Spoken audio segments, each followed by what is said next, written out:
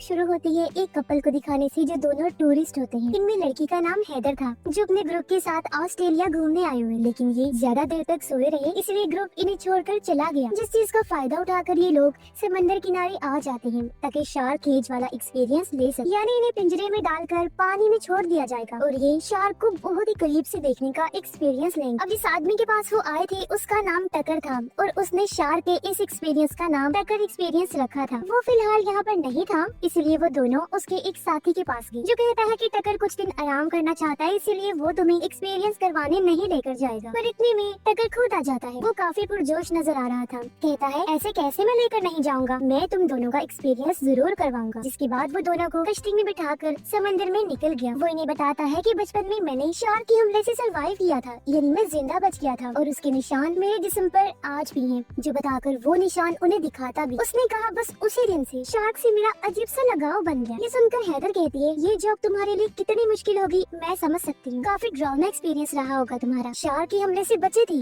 और अब उनके बीच में ही काम करना पड़ रहा है। तुम्हारी जगह अगर कोई और इंसान होता ना तो समंदर को कभी देखता तक नहीं। इस पर टकर ने कहा नहीं नहीं, वो इसमें शार्क की कोई गलती नहीं है। और वो समंदर में खून फेंक देता है और इन दोनों को पिंजरे में डालकर पानी में छोड़ दिया गया, जिससे बहुत सारे शार्क्स इनके चारों तरफ आ जाती हैं। और यही होता है इनका शार्क केज एक्सपीरियंस, जिसमें वो शार्क को इतने करीब से देखकर काफी एंजॉय करते हैं। वो इस बात से भी खुश थे कि जब तक इंसान झटपटाता नहीं, डरता नहीं, शार्क भी गुस्से में नहीं आती, न हमला करती। वो दोनों हंसी खुशी पानी से बाहर आ जाती है। टकर का शुक्रिया अदा करके वहाँ से जाने ही वाले थे कि तभी वो अपना असली रंग दिखाता है। अचानक से हैदर की दोस्त के गले में चाकू मारकर उसे दोबारा पानी में फेंक देता है। ये देख हैदर जोर जोर से चिल्लाने लगी, मदद के लिए पुकारती है, लेकिन बीच समंदर में उनकी आवाज सुनने वाला कोई भी नहीं था। और अब टकर उसकी तरफ भी शैतानी मुस्कुराहट के साथ देखने लगता है। उसके साथ टकर ने क्या किया फिलहाल ये दिखाया नहीं जाता और सीन शिफ्ट हो जाता है। इस बार हम एक अमेरिकन लड़की को देखते हैं जो ही कहानी की मेन कैरेक्टर है, जिसका नाम जैफर होता है। वो समंदर में सर्फिंग करती है। इन्हीं समंदर की लहरों पर सर्फ बोट के जरिए भागती है, जिसके बाद सामने वाले गैस स्टेशन में गई, जहाँ उसकी मुलाकात एक लड़के से होती है जो एक एजेंट था। उसकी गाड़ी स्टार्ट नहीं हो रही थी, इसीलिए उसे मदद की जरूरत। अब जैफर के पास एक बड़ी सी कैंप वैन है जिसमें वो रहती है, लेकिन फिर भी वो उसकी मदद करने को तैयार नहीं थी क्योंकि वो लोगों से दूर रहना पसंद करती। मगर जब वो एजेंट लड़का बार बार जिद करने लगा तो मजबूरन जैफर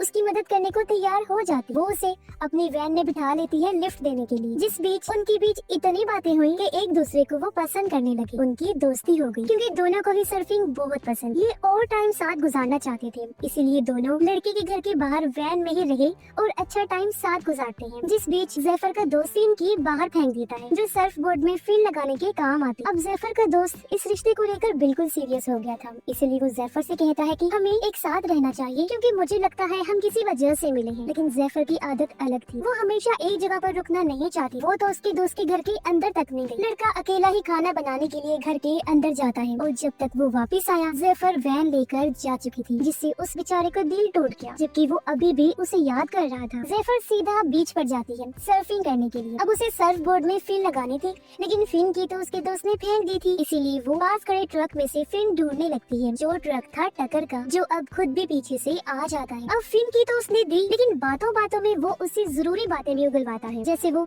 अकेली है या किसी के साथ है, क्योंकि इसके बाद ही वो अपनी अगली चाल चलेगा। जैसे उसने हैदर और उसके दोस्त से उगलवाया था कि उनका ग्रुप उन्हें छोड़कर चला गया, लेकिन जैफर उसकी बातों का ठीक से जवाब नहीं देती, इसलिए वो चिढ़कर अपना ट्रक लेकर वहाँ से चला जाता है। तभी जैफर के पास उसकी उसी दोस्त का मैसेज आया जो कह रहा था कि हम दोनों मिले। अब जैफर भी उसे बुलाना चाहती थी, लेकिन अपने दिल की बात दबाकर उसने मना कर दिया और यही उसकी सबसे बड़ी गलती, क्योंकि तभी पीछे से टकर आकर उसे दबोच लेता है और बेहोश करके अपने साथ ले जाने लगता है। उसने जैफर को गाड़ी में रखा हुआ था। काफी लंबा सफर करने के बाद वो उसे कश्ती में डाल देता है और खुद समंदर में चला जाता है। अगली सुबह उसका दोस्त भी यहाँ पहुँच जाता है, लेकिन जैफर उसे कहीं भी दिखाई नहीं दे रही थी, सिर्फ उसकी वैन खड़ी। वो उसके नंबर पर कॉल करता है, तब रिंग भी वैन के अंदर से ही आ रही। दरअसल टकर ने यहाँ भी चालाकी दिखाई। उसने सर्फ बोर्ड कहीं फेंक दिया और फोन वैन के अंदर ही रहने दिया ताकि सबको लगे कि जैफर डूबकर मर गई है। उधर जैफर को जब होश आई तो वो खुद को कश्ती के नीचे वाले रूम में पाती है। उसके मुंह पर पट्टी थी और हाथ बेड से बांधा हुआ था, जिसके साथ वाले बेड पर हैदर बंधी हुई। सूरत हाल को ना समझते हुए जैफर जोर जोर से चिल्लाने लगी, लेकिन बीच समंदर में उसकी सुनने वाला कोई नहीं था और ये बात हैदर भी उसे समझाती है। हथकड़ी खोलने के लिए जैफर कोई चीज ढूंढने लगी, जैसे कि हेयर पिन या नोकीली चीज, लेकिन ऐसा कोई भी सामान उनके पास नहीं था। तभी जैफर की नजर सामने दीवार पर पड़ी, जहाँ एक लड़की का नाम लिखा हुआ था। उसे देख एक पल के लिए वो सुन पड़ी। हट गई क्योंकि जैफर को समझ लग गई थी कि उनसे पहले भी यहाँ किसी लड़की को बांधा गया था, जिसने उम्मीद हार कर अपना नाम दीवार पर लिख दिया। जब उसे यकीन हो गया था कि मैं बचकर नहीं निकल पाऊंगी। अब जैफर तो आजाद होने की हर कोशिश करती है, लेकिन हैदर कुछ नहीं करती, बस लेटी रहती क्योंकि वो पहले ही सब कुछ कर चुकी है, इसलिए थक हार कर लेट गई। इस बीच टकर ऊपर बैठा आराम से मछलियाँ पकड़ रहा था। जैफर हैदर से पूछती है, क्या तुम्हें कोई ढूंढ रहा होगा? हैदर बताती है, एक लड़का मेरे साथ था, बस उसने ही मुझे ढूंढना था, लेकिन इस कश्ती पर उसके साथ भी बहुत बुरा हुआ। ये सुन जैफर ने अंदाजा लगा लिया कि टकर ने उसे भी मार दिया होगा। फिर हैदर उससे पूछती है, क्या तुम्हें कोई ढूंढने आएगा? जैफर जवाब देती है, आ तो सकता था लेकिन अब नहीं आएगा। मगर उसका दोस्त तो अभी भी उसके बारे में ही सोच रहा था। वो एक बार फिर बीच पर जाने लगा। तभी वो देखता है कि जैफर की वैन को कहीं ले जाया जा रहा है। उसे काफी अजीब लगा। वो सोचता है, जैफर का ये घर है, इसके बगैर वो कहाँ रह रही होगी। उसकी फिक्र बढ़ती जा रही, इसीलिए वो सीधा पुलिस स्टेशन जाता है और यहाँ से वो जैफर को ढूंढने लगता है। उधर पूरी रात हाथ पैर मारने के बाद जब जैफर आजाद नहीं हुई तो थक हार कर वो वहीं बैठ गई। तभी उसने नोटिस किया कि हैदर ने जो कपड़े पहने हुए हैं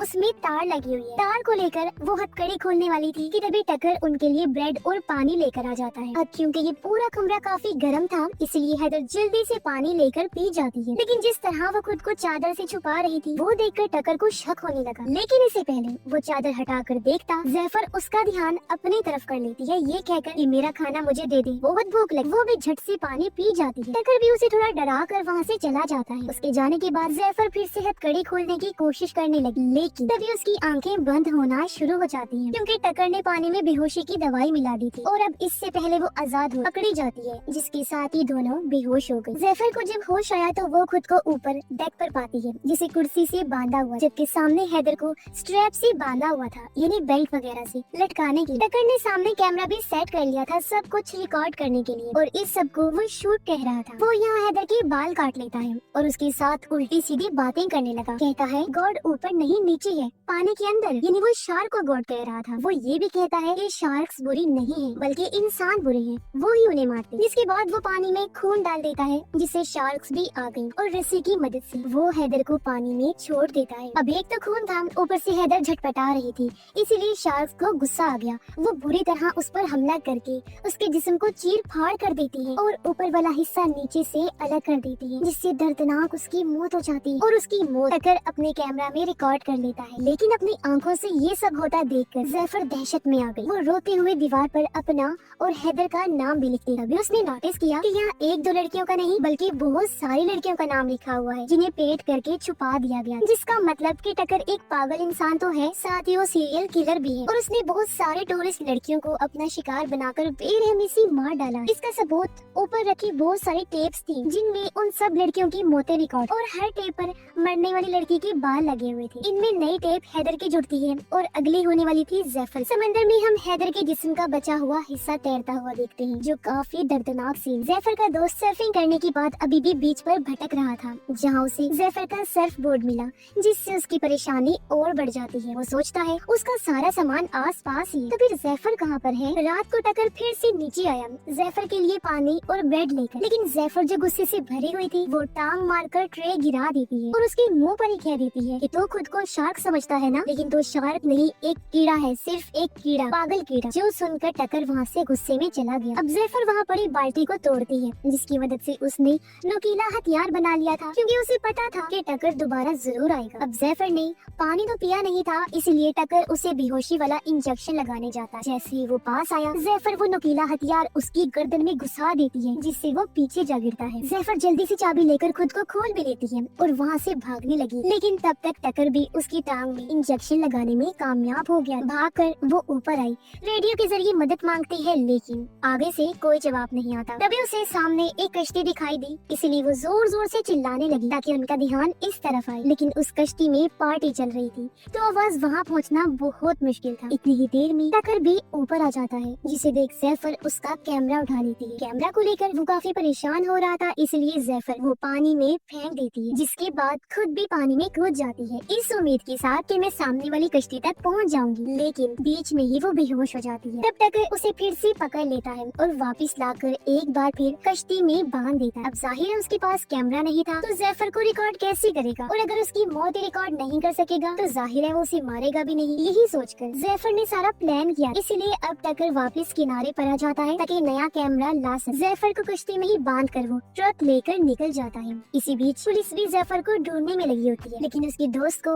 अभी भी चैन नहीं आ रहा था, इसीलिए वो अपनी गाड़ी में बैठकर यहाँ की पार्किंग की सीसीटीवी फुटेज देखने लगता है, जिसमें वो जैफर के ट्रक के पास टकर के ट्रक को देखता है। उस पर टकर एक्सपीरियंस का लोगो देखकर वो थोड़ा सर्च करता है और उस जगह का सही एड्रेस निकाल कर आखिर उस कश्ती तक पहुँच जाता है। जैसे अंदर आया उसे नीचे से जैफर के चिल्लाने की आवाज आई, इसीलिए वो जल्दी से दरवाजा तोड़कर अंदर आया और फाइनली जैफर के पास पहुंच जाता है। वो उसे देखकर खुश भी थी, साथ ही हैरान भी कि आखिर ये कैसे बिना किसी क्लू के मुझ तक पहुंच गया। हालांकि ये चीज नामुमकिन, वो भी तब जब मैं उसे छोड़कर आ गई थी और उसे मेरे बारे में कुछ पता भी नहीं था। लेकिन ये बात तो सच हो गई थी जो उसके दोस्त ने कही थी कि हम किसी खास मकसद से मिले हैं। जैफर उसे कहती है कि जल्दी से ऊपर जाकर कुछ लेकर आओ जिससे मैं आजाद हो सकूं और जल्दी से पुलिस को कॉल कर दो। अब कॉल करते हुए उसका दोस्त ऊपर जाने लगा, लेकिन बदकिस्मती से ऊपर टकर आ गया जो उसे पकड़ लेता है। पुलिस को फोन लग भी चुका था, लेकिन इससे पहले वो कुछ बोल पाता टकर उसका फोन तोड़ देता है, फिर वो मार कर उसे जख्मी कर देता है। लेकिन किसी तरह जैफर का दोस्त भी उस पर हमला करके पीटने लगा और गला घोंट कर उसे मारने ही वाला था कि तभी पीछे से टकर का साथी आकर हमला कर देता है, क्योंकि वो खुद नहीं जानता था कि टकर कितना बुरा इंसान है और वो करता क्या है। वो जब जैफर को चिल्लाते हुए देखता है तो अब जाकर उसे सारी बात समझ आई, लेकिन क्या फायदा, क्योंकि काफी देर हो चुकी थी। टकर उसके सर में हुक घुसा देता है, जिससे मौके पर ही उसकी मौत हो गई। टकर ने सोचा कि किनारे पर रुकना ठीक नहीं होगा, इसीलिए वो कश्ती लेकर एक सुनसान आइलैंड पर जाने लगा और जैफर की दोस्त को भी उसने जैफर के साथ वाले बेड पर बांध दिया था। उसका दोस्त जैफर से अपने दिल की बात करने ही वाला था कि तभी यहाँ टकर आ गया और वो दोनों को ऊपर ले आता है, क्योंकि उसने फैसला किया था कि इनमें से एक को मारकर आज एक टेप दिन में ही रिकॉर्ड करनी पड़ेगी। वो अपने साथी की लाश को पानी में फेंकता है, जिससे वहाँ शार्क्स आ गए और फिर रस्सी के सहारे जैफर की दोस्त को भी पानी में उतार देता है। हालांकि शार्क्स उसके बहुत करीब थी, लेकिन उसका कुछ बिगाड़ नहीं पाती, क्योंकि वो जैफर की बात मानकर जरा भी नहीं डरा, शांत रहा। अगर डरता और झटपटाता तो यकीनन हमला हो सकता था। अब क्योंकि वो बिल्कुल सही था, इसलिए टकर उसे बाहर निकालकर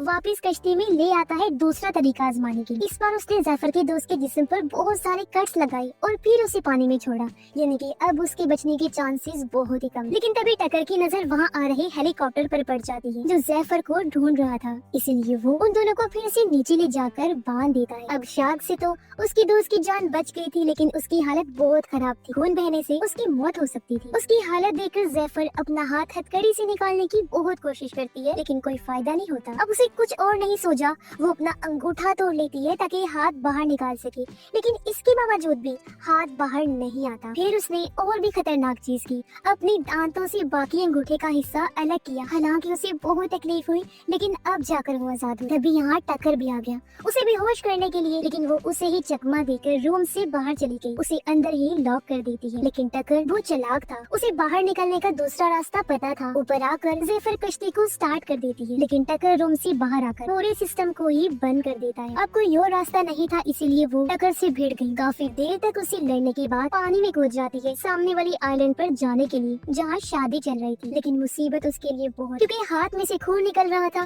पानी में शार्क्स थी और पीछे से छोटी कश्ती लेकर टकर भी आ रहा था। इसके बावजूद भी पूरा जोर लगाकर वो पानी से बाहर आइलैंड पर आ जाती है, लेकिन कुछ कर पाती पीछे से टकर आकर उसे पकड़ लेता है। एक बार फिर बेहोश करके वापस कश्ती में ले आया। उसे एहसास हो गया था कि बड़ा खतरा उसका दोस्त नहीं बल्कि जैफर है, इसलिए उसने इस बार कुर्सी पर बिठाया उसके दोस्त को और स्ट्रैप्स के साथ जैफर को लटका दिया। तब यहाँ पर बड़ी सी व्हाइट शार्क आ गई, जिस वजह से बाकी शार्क्स वहाँ से चली जाती हैं। आज का उसका ये शो काफी बड़ा होने वाला था, जो देखकर वो काफी खुश भी हुआ और चौंक भी गया, क्योंकि बचपन में उस पर भी व्हाइट शार्क ने ही हमला किया था। और अब वो बिना टाइम गवाए जैफर को पानी में छोड़ देता है, लेकिन जैफर रिलैक्स थी, इसलिए अभी भी बची हुई। तब एक भाले से टकर शार्क को मारकर उकसाने लगा। तब भाला गलती से जैफर के पास चला गया और वो आजाद होकर पानी में चली जाती है, जहाँ वो व्हाइट शार्क को काफी करीब से देखती है। अब शार्क उसके करीब आती जरूर है, लेकिन बिना कोई नुकसान पहुँचाए वहाँ से चली जाती है। हालांकि उसके हाथ से खून निकल रहा था, फिर भी जैफर देखती है कि शार्क के ऊपर भी एक कट का निशान है, जिसका मतलब था कि वो भी शार्क का सर्वाइवर है। वो किसी जानवर का नहीं बल्कि इंसान के सर्वाइवर है। इसीलिए इस फिल्म में इंसानों को कहा गया है कि वो डेंजरस एनिमल्स हैं, यानी कि खतरनाक जानवर जो बेरहमी से जानवरों को मार देते हैं। ये भी नहीं देखते कि वो इंसानों को कोई नुकसान नहीं पहुंचा रहा है। अब ये देखकर जैफर को एक बार फिर हिम्मत मिली और वो दोबारा कश्ती के ऊपर चढ़ जाती है। वो भाले से टकर पर हमला कर देती है, जिससे वो पानी में गिर गया और अब शार्क उसे मुंह में दबाकर वहाँ से ले जाती है। बेरहमी से उसे खाने लगी, उसकी भयानक मौत हो जाती है। और इस बार